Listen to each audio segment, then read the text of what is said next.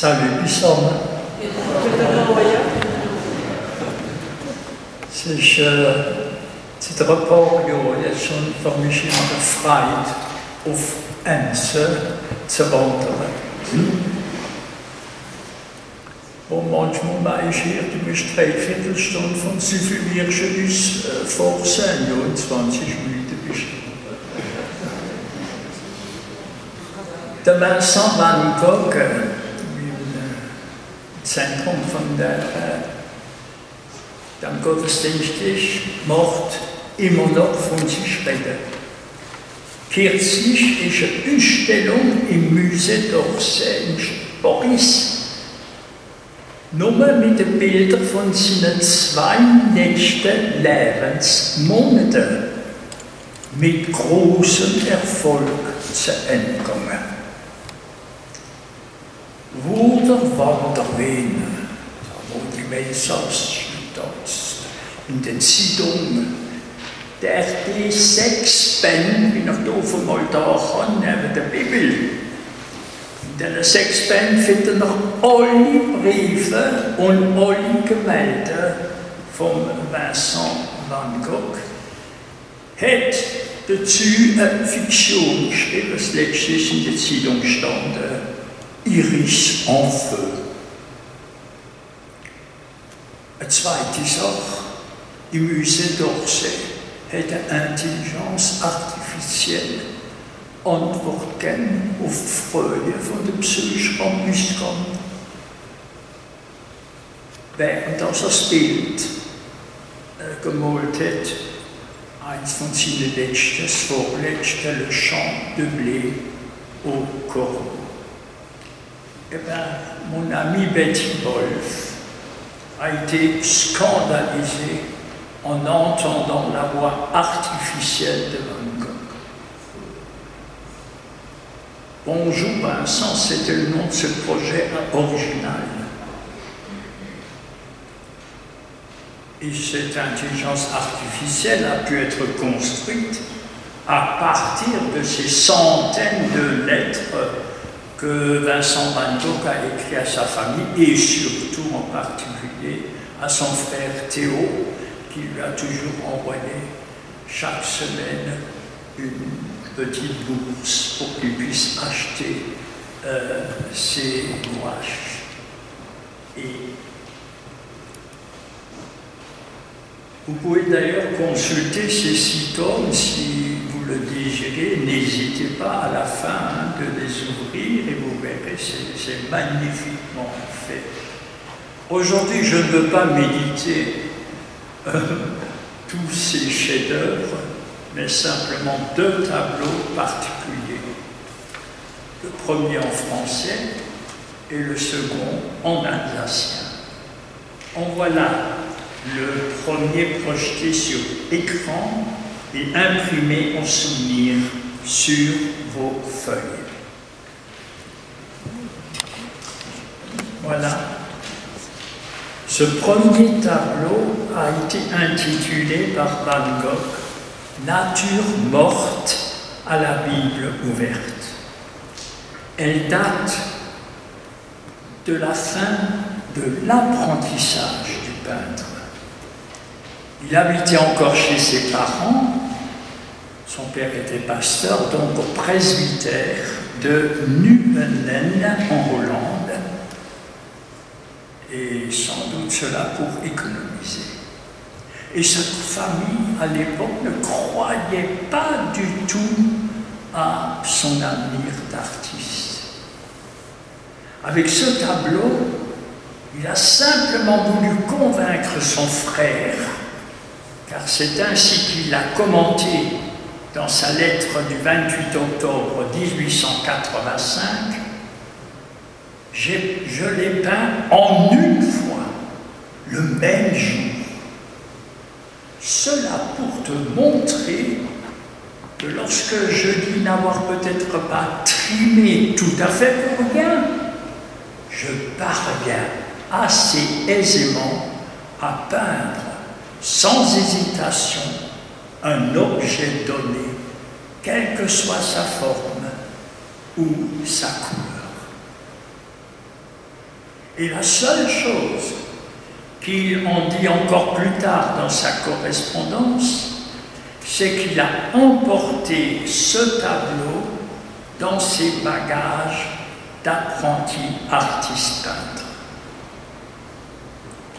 Mais je suis persuadé, à y regarder de près, que l'artiste y rend attentif à deux de ses messages fondamentaux. En effet, si vous le regardez bien et si sur la reproduction vous prenez une loupe, vous verrez que la Bible est ouverte sur Ésaïe 53. Ésaïe 53, l'épître qui est lu le vendredi saint, où il est question du serviteur souffrant qui a porté nos péchés, qui est mort à notre place, et que dans tout le Nouveau Testament est orienté vers Jésus. Jésus, le serviteur souffrant, mort à notre place. Et, en paradoxe, il a placé un de ses livres préférés sur l'autel avec le titre « La joie de vivre » de Émile Zola. La mort du serviteur souffrant, la joie de vivre.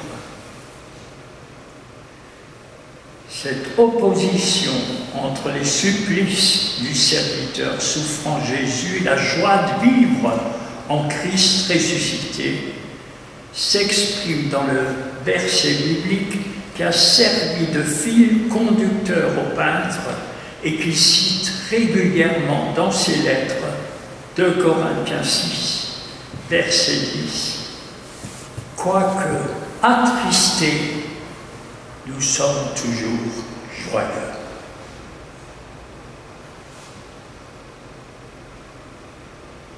Dans la première lettre que Van Gogh a écrite en langue française, durant d'ailleurs son année d'errance, il avait, avant d'être professionnel peintre, engagé comme évangéliste dans les mines de charbon du Borinage en Belgique, et il a été licencié. Et il a erré plus d'un an, 1 an et demi, dans la campagne tous les jours. Hirsute, déboussolé, déprimé, et s'est posé la question, à quoi pourrais-je être bon? Il a écrit donc en français à son frère Théo, et pourquoi pas à nous. Tout ce qui est véritablement bon et beau, de beauté intérieure, morale, spirituelle et sublime dans les hommes et dans leurs œuvres, je pense que cela vient de Dieu. Et que tout ce qu'il y a de mauvais, de méchant dans les œuvres des hommes et dans les hommes, ce n'est pas de Dieu, et Dieu ne trouve pas non plus cela bien. Mais involontairement, je suis toujours porté à croire que le meilleur moyen pour connaître Dieu, c'est d'aimer beaucoup. Aimer tel ami, telle personne, telle chose que tu voudras. Tu seras dans le bon chemin pour en savoir plus long après. Voilà ce que je me dis. Mais il faut aimer d'une haute et d'une sérieuse sympathie intime, avec volonté, avec intelligence. Et il faut toujours tâcher d'en savoir plus long, mieux et davantage. Cela mène à Dieu, cela mène à la foi inébranlable. Quelqu'un, pour citer un exemple, aimera Rembrandt, mais sérieusement, il saura bien qu'il y a un Dieu, celui-là. Il croira bien. Quelqu'un approfondira l'histoire de la Révolution française. Il ne sera pas incrédule. Il verra que dans les grandes choses aussi, il y a une puissance souveraine qui se manifeste. Quelqu'un aurait assisté pour un peu de temps seulement au cours gratuit de la grande université de la misère et aurait fait attention aux choses qu'il voit de ses yeux, qu'il entend de ses oreilles, aurait réfléchi là-dessus, il finira aussi par croire. Et il en apprendra peut-être plus long qu'il ne saurait dire. Cherchez à comprendre le dernier mot de ce que disent leurs chefs-d'œuvre, des chefs-d'œuvre des grands artistes, les maîtres sérieux, il y aura Dieu là-dedans. Tel l'a écrit ou dit dans un livre et tel dans un tableau. Puis lisez la Bible tout bonnement et l'Évangile. C'est que cela donne à penser, et beaucoup à penser, et tout à penser.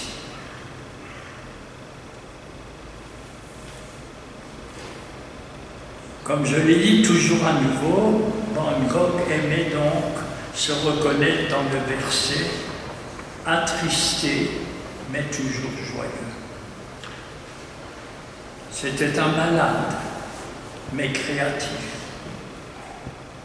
Il broyait des fois du noir, mais peignait des tableaux ensoleillés et colorés. Déprimé un jour, exubérant le lendemain, bipolaire, mais soignant un art progressif et rectiligne. Merci beaucoup, Vincent.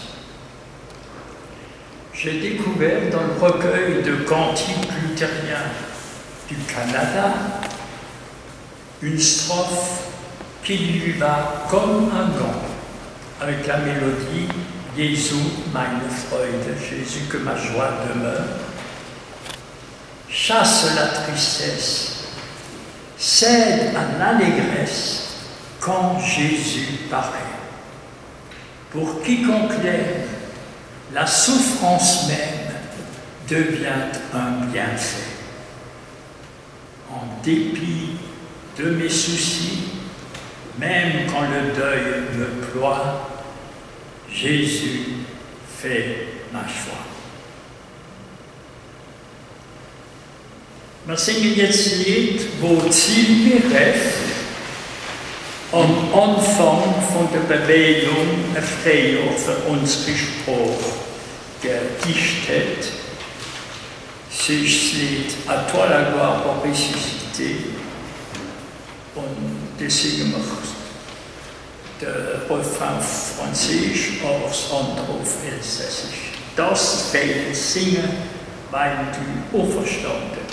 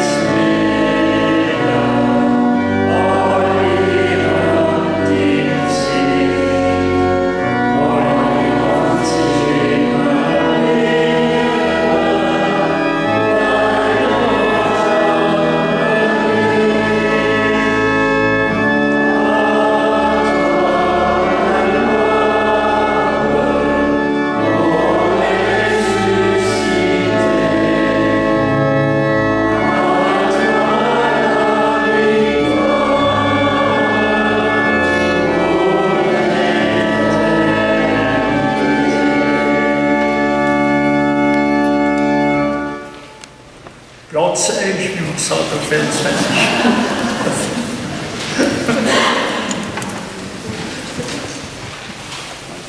Jetzt betrachten wir zwei Tafeln. Der Seemann im Oberrot, und da werden wir jetzt nicht etwas merken. Das ist das Bild, wie du auf der Leinwand erschien, gar nicht auf eurem Programm gedruckt ist. Das ist, weil, was ich geschickt habe, im David nicht durchgegangen ist mit den Bildern und effektiv das, was noch auf dem Programm an ist, aussehen man wieder nach dem Bild der Wand gucken wollte. Aber man betrachtet es. Ich weiß nicht, hat vielleicht jemand von euch das Bild auf dem Konfirmationssaal gehabt? Niemand von euch? Ja. Das ist früher ein Bild, wie also auf der Andenken sind von der Konfirmation. Das erste Bild hätte ich zeigen im Symposium, dass es auf einen Schlag gemalt wird. Und für das zu malen ist ein langer Weg gewesen, bis endlich ein Seemann hat malen. So hat er noch was davon. Wo er noch ein Lehrbuch gewesen ist, hat er im Symposium geschrieben, sorgfältige Studieren von den Übungen mit Kohlestift von Bach hat ein besseres Verständnis für das Zeichnen von Gestalten gebraucht. Ich habe gelernt, abzumessen und große Linien zu unterscheiden. Gott sei Dank. Jetzt ist man mäßig ein Bühr mit einer Schüffel zu skizzen. Ein Schüffler in allen Positionen, ein Seemann. Nachdem er seine Lust aber aus dem Zögern noch ein paar Mal ausgedrückt hat, schrieb er 7 Jahre später.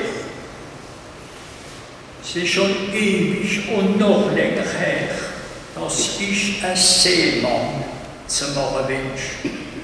Aber so wünscht er viele sich selten. Ich habe fast Angst. Und trotzdem, noch ein Millier und ein Lermit, 2 Künstler in seiner Zeit, fehlt es noch, einen Seemann zu malen. Mit Farbe und im großen Format.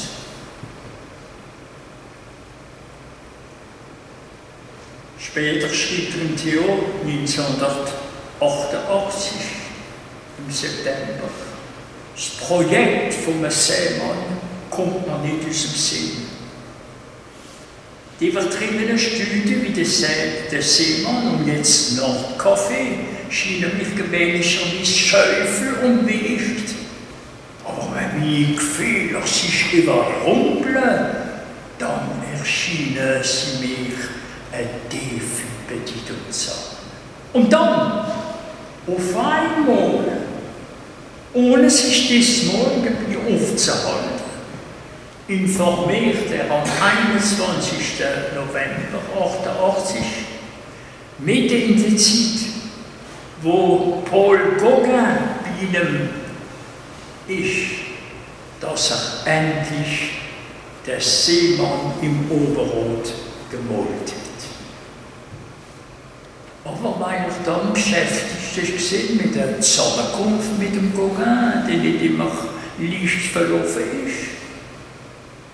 Und danach hat er seine psychodelische Weihnachtskrise gehabt, wie er sich das Ohr abgeschnitten hat. Hat er nachher nicht mehr davon geredet. Aber gell, ein für alle Mal und für alle Zeiten hat er für die Zukunft das einzig einmalige Bild in Geschichte gesagt. Die Tafel hat noch eine andere Vorgeschichte. Denn Van Gogh hat sich immer verboten, Jesus zu malen. Trotzdem bin ich gehört haben, dass er die Verkleber anerkannt hat. Warum?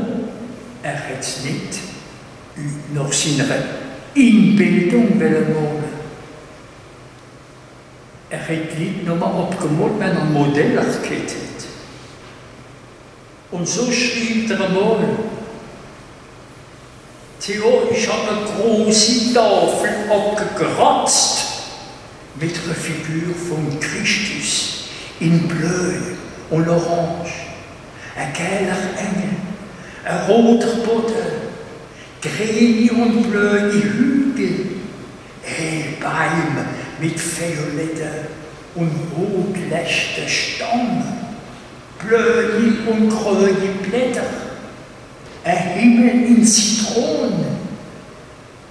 Ich habe sie abgeschaut, denn ich finde, dass man nicht so eine wichtige Figur ohne Modell malen darf. Und wiederholt, ein bisschen später, sagt er, zum zweiten Mal habe ich ein Stück, ich kann nicht reden, wie er es beschreibt, das wird ein wunderbares Bild sein. Und ein zweites Mal hat er es doch gemalt und hat es wieder abgekratzt. Denn du siehst um mich echt Olivenbaum, der hat in der Apfel gewohnt. Und ich will nicht ohne Modell malen. Aber ich habe es so gut im Schädel. Eine Sternennacht, blaue Figur von Christus, ein starkes Blau und ein Engel Zitronen. Und für die Landschaft, alle violette Farben. Eine Abstufung vom Blödrot bis zum Esch. Und sein Freund Emil Bernard, ein anderer Kunstmaler, schrieb, ich male nicht gern aus dem Kopf. Eine für mich wichtige Tafel mit einem Christus und dem Engel in Gethsemane und eine andere mit einem Poet unter dem Sternenhimmel habe ich vernichtet. Denn Formen sind nicht vorher auf Modelle studiert gewesen. Was immer in diesen Fällen nötig ist. Einmal hat Vincent van Gogh den Heiland gemalt, er hat aber ein Modell gehabt.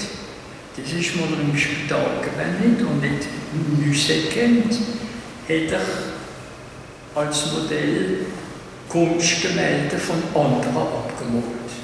Und der Delacroix hat eine schöne Pietà gemalt und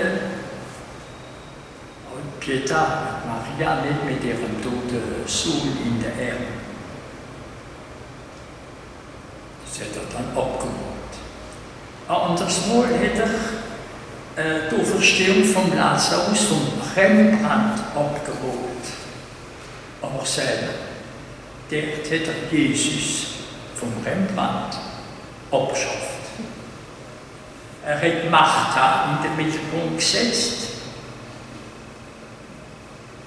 und hat dann absichtlich der Auferstandene mit der strahlenden Sonne ersetzt.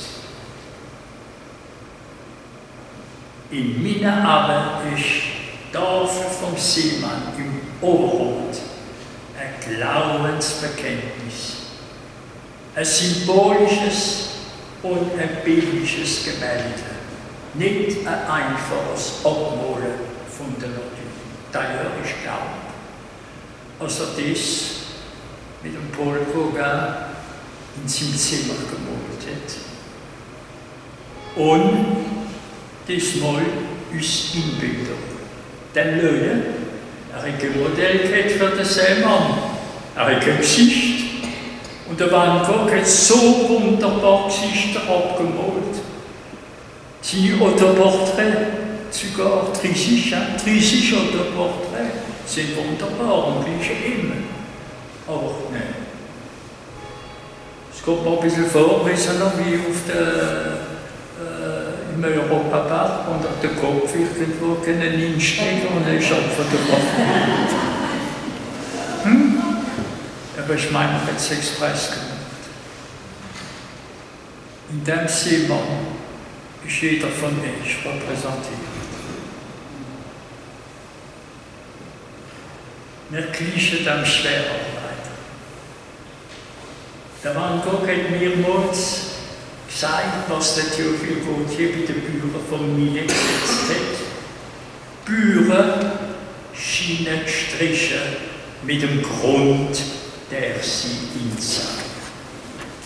Sie schuften, kämpfen gegen die Elemente, bis sie zur Erde wären, von der sie genommen sind. Wie es uns auch passieren wird. Ich habe gesagt, in der Tafel von der Auferstehung von Lazarus hat er ganz absichtlich Jesus mit dem Sohn ersetzt. Aber für mich symbolisiert Sohn in dem Gemälde nicht nur der heilige Schien vom Simon, aber der lebendige Erlöser, der wieder über jedem Wort, der im Simon seine Sicht geben will. Sohn, also der Heiland, verklärt Bleu und Meer, schaffe und Liebe und Lust unsere Reelle und unsere geistliche Sod 100-fach Frucht tragen. Die Farben vom Bild sind auch hochsymbolisch. Der Himmel ist nicht blöd, aber grünleicht. Wie die Hoffnung auf eine neue Schöpfung, nach der immer der Kunstmaler sich gesehnt hat. Bläufarbe, die gern der Van Gogh immer mit dem Gelben verkuppelt, findet sich komischerweise für die Fälschtiger verwendet. Eine Art Himmel auf dem Boden, wo Dunkelheit auf der Seite verklärt wird. Und sinnvoll ist besonders auch der Baum, der das gesamte Bild durchquert. Der Baum ist nicht rüse abgemalt. Er gleicht nämlich alle den japanischen Bäumen, die die Japaner auf ihrer Estampe Holzschnitt repräsentiert haben. Und ich sehe folgende symbolische Bedeutung für diesen Baum, der keine Wurzel hat und keine Krone.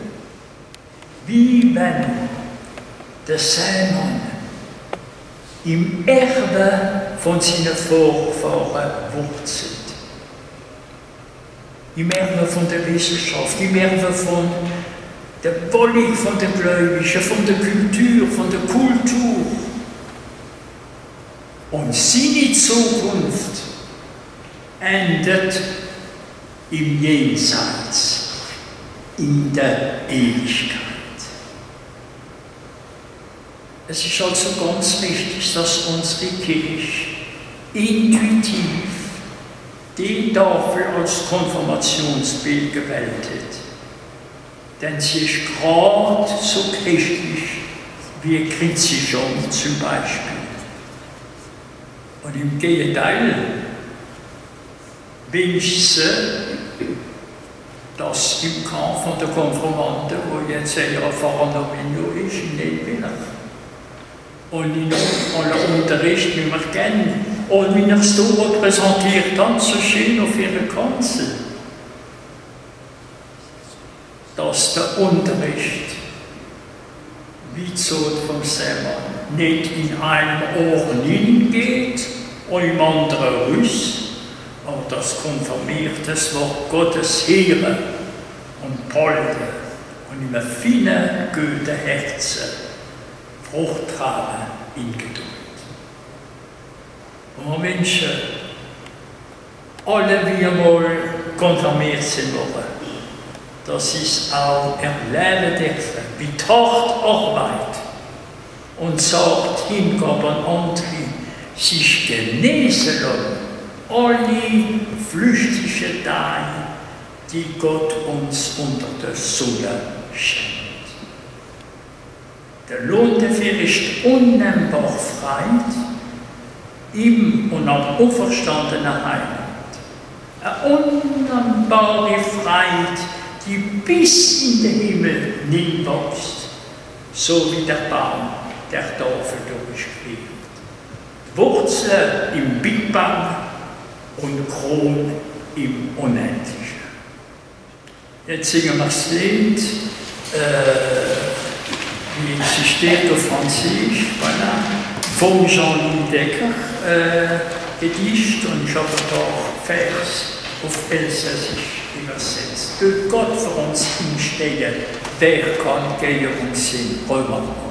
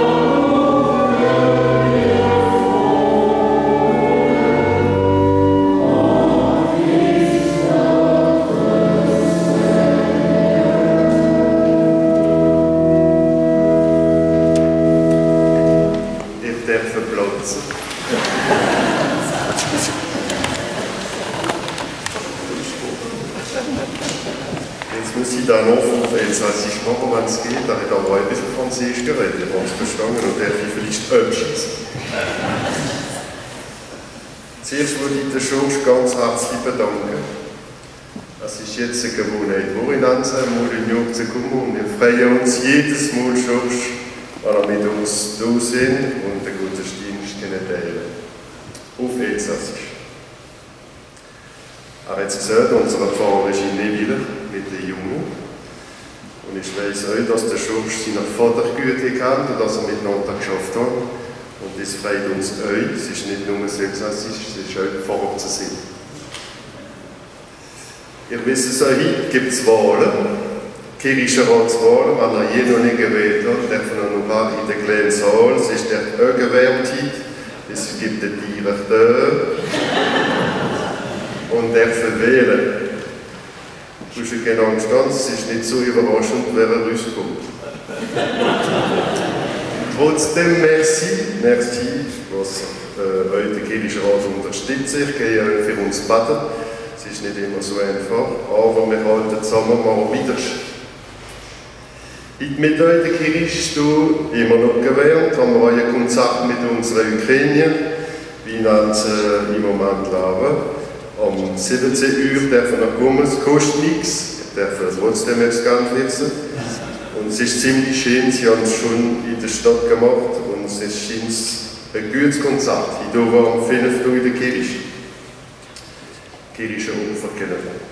Am Ausgang in die Kerle werfen oder legen. Werfen ist vielleicht ein bisschen brutal. Nächsten Sonntag, den 3. März oder 10. März, haben wir Gottesdienst im kleinen Saal, immer noch bei dem Schofausparen. Aber an den Ostern sind wir wieder alle da und vielleicht bis der dann mit der schönen Sonntag kommt, müssen wir gar nicht mehr. Ich wollte noch dazu sagen, dass wir heute in der Schale einen schönen Geburtstag wünschen. Darf man sagen, Schale? Dass der 90 Jahre alt ist. Ja. Und ich würde nichts ruhen, aber ich denke, dass noch jemand 80 wird am Dienstag. Und das ist unser Gretel. Jetzt habe ich es gesehen. 80 ist da noch kein 90, du bist noch jung. Voilà, merci, dass ihr zugekommen ist. Ich habe es doch geschafft, ganz so viel zu essen. Wie mir der Schnabel gewachsen ist. Ich kenne noch das Lied von René Egles. Der, wo heute Geburtstag hat, steht auf, steht auf. Der, wo heute Geburtstag hat, steht auf, steht auf. Wir wünschen ihm von Herzen viel Glück und Freude. Wir wünschen ihm von Herzen viel Glück und Freude.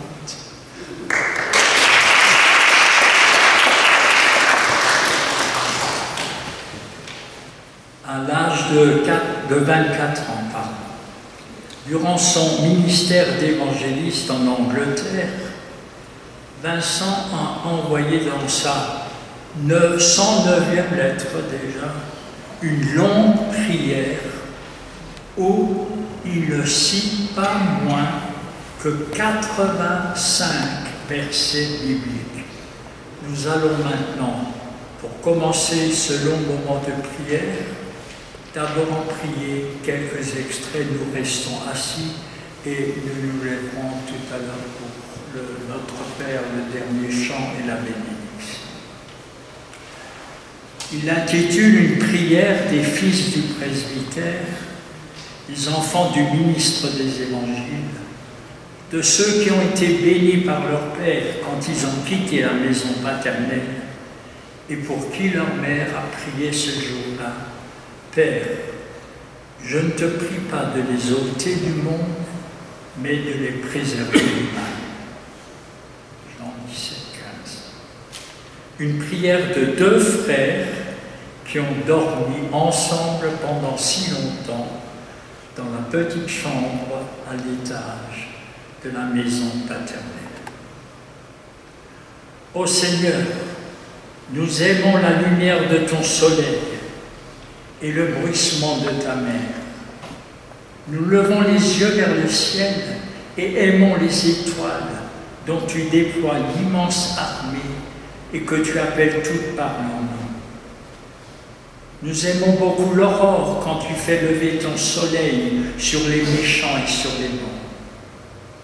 Mais quand nous admirons tes œuvres, alors nous sentons pourtant, même lorsque nous te remercions pour la beauté de ta création, que nous ne pouvons pas épuiser une consolation suffisante pour notre vie.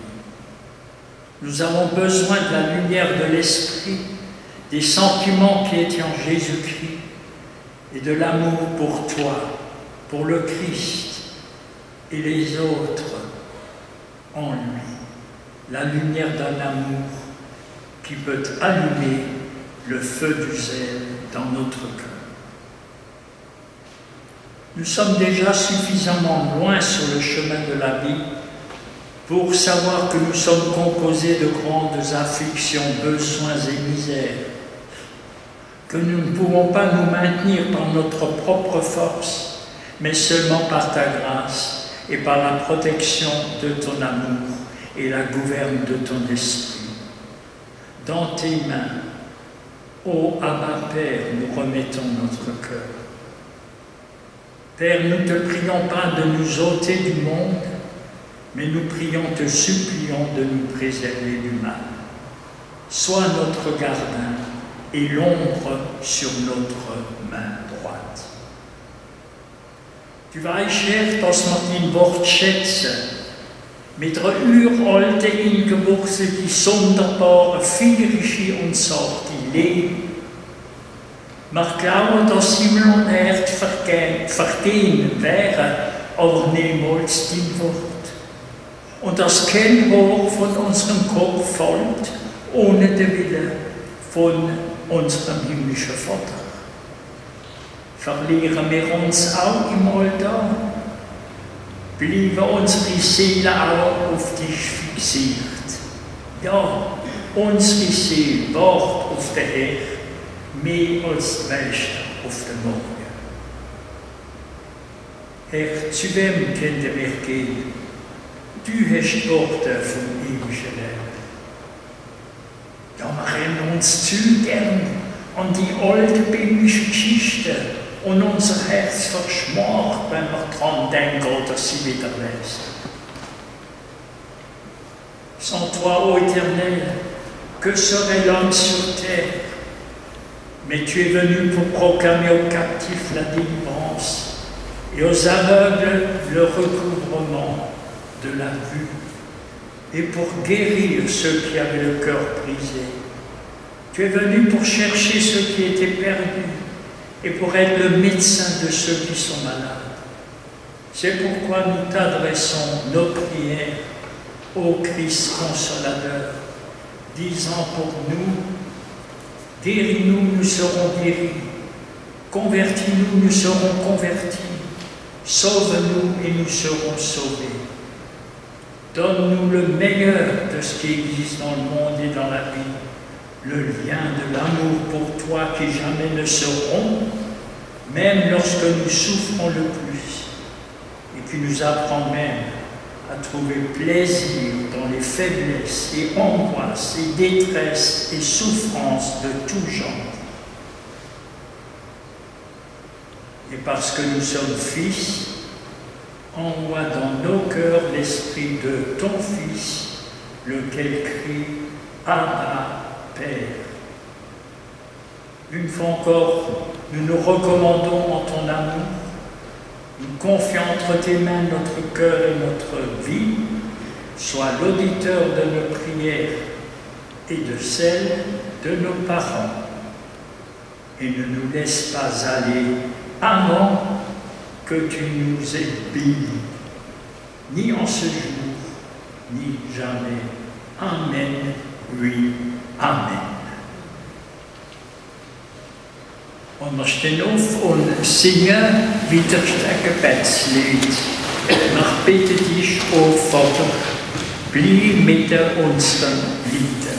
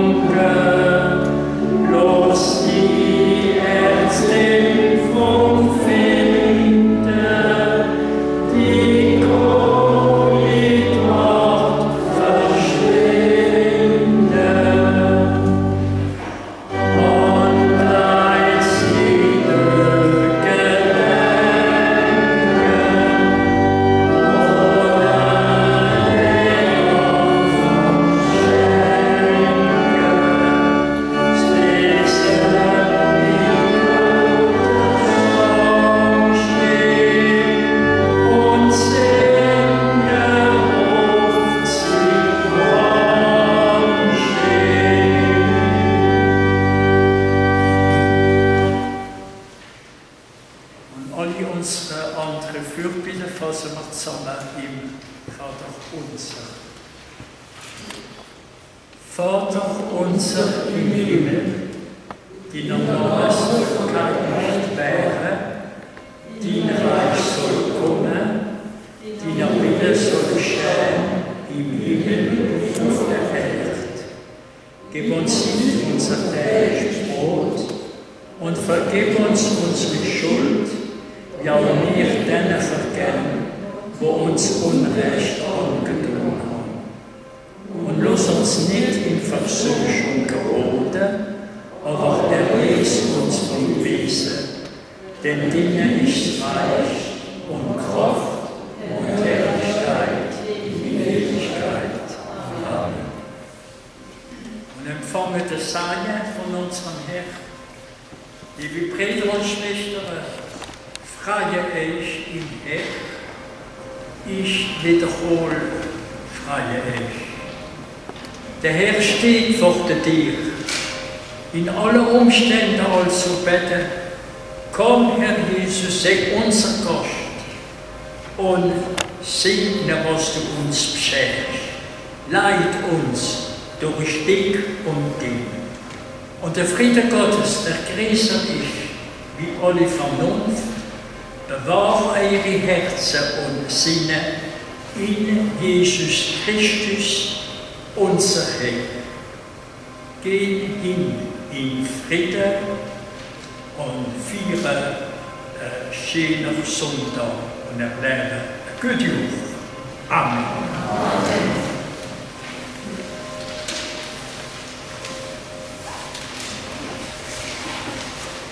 Voilà, wenn jemand da nicht spicken will, nehmen wir es aber nicht. Aber es ist schwer.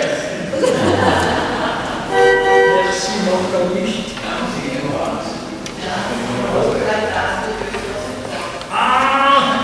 Das ist wichtig. Das wünschen wir uns gegenseitig. Ne? Singen wir sogar zweimal. Merci, Marguerite.